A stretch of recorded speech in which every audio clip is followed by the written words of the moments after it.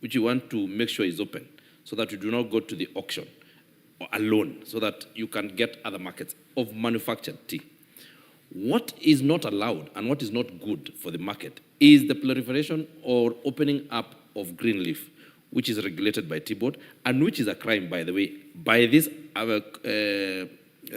poaching and hawking of tea is a crime that attracts a fine of 10 million shillings in this amendment, in this act that we are amending. So that is where the problem is. But I will see you privately and explain better before and when we go for the fact-finding mission. Mr. Speaker, tea had contributed 27% of all the foreign income that we had earned last year. It was only second to what we call monies that come from our diaspora, what we call diaspora remittances, which had contributed 30%. Kenya is number 3 in production of tea, only after China and India.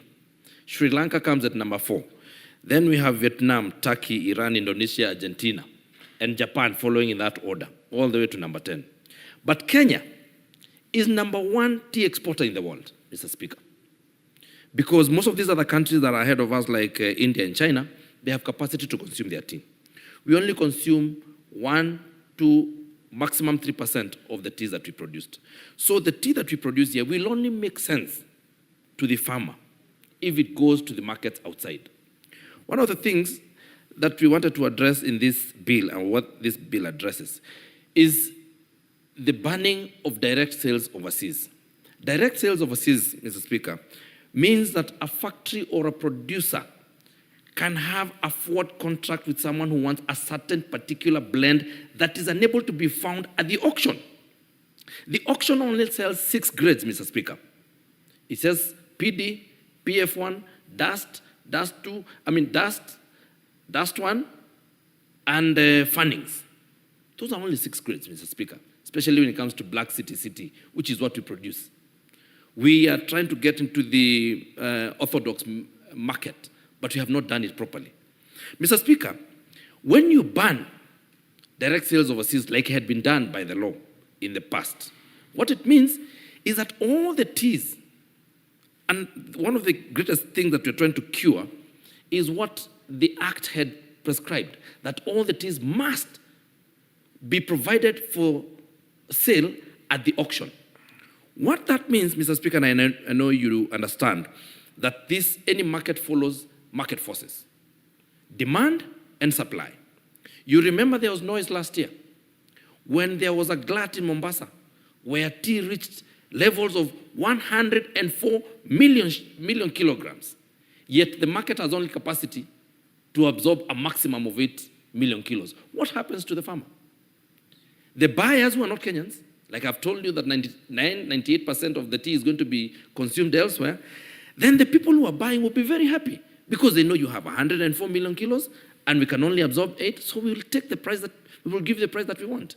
It becomes a buyer's market. So what we want and what we are curing in this amendment is opening the DSO so that now there could be other avenues to pick up the sales, so that we reduce the tea that goes to the auction. Because the auction is taken to be the best place for price exploration, while it is not necessarily the best place to explore price. The other thing, Mr. Speaker, is value addition. We have been selling our teas in bulk, in containers in bags of 70 kilograms. And you know very well that the people who are going to be consuming this tea will be buying a maximum of 1 kilo. So it means that there will be someone who will be doing that value addition and probably adding other tastes like you find cinnamon and tangawizi and everything, and making the differential. So what you're doing by opening up value addition and allowing for value addition is to make sure that most of the monies in the value chain, because the tea here that got a farmer 250 billion Kenya shillings, was actually worth in the actual market more than 500 billion Kenya shillings. So all this money would have been left in Kenya if we did value addition in the country. The other thing that is cost of production, things that we had wanted to see. There has been a lot of laws that have been made in the tea industry. There's a serious dichotomy. Mr. Speaker, there are 71 small-scale farmer factories, and there are 71 large-scale farmer factories. The 71 factories that are owned by the small-scale farmers have been the ones targeted by laws. When we stop DSO, it only stops DSO partly because the definition that had been given to a factory was defective. Only making sure that these laws are only made for the small-scale farmer. The DSO that was stopped did not affect the big-scale farmers. And there's a strict dichotomy. It is 71 against 71. And these are the things that, Mr. Speaker, we've been trying to address. The other issue that is in this amendment is the issue of licensing of factories. As you may have heard, an issue that is called between the West and the East, which I really am opposed to, because every factory goes to the market as a garden mark. There is no, oh, we now belong to this block or we belong to this block. Every factory goes to the market as an individual garden mark that is known in the market. And it is upon all of us to make sure that we help the farmers whose garden marks are not attracting good money to make sure that they do. And how to help them in that is to make sure that we help in research. We help in making sure that we have markets outside this country. And that is why we're looking for money to give to Tea Board of Kenya to make sure that they do not rely on the maybe money that is not forthcoming from the consolidated fund, and they're able to go and get markets for this tea.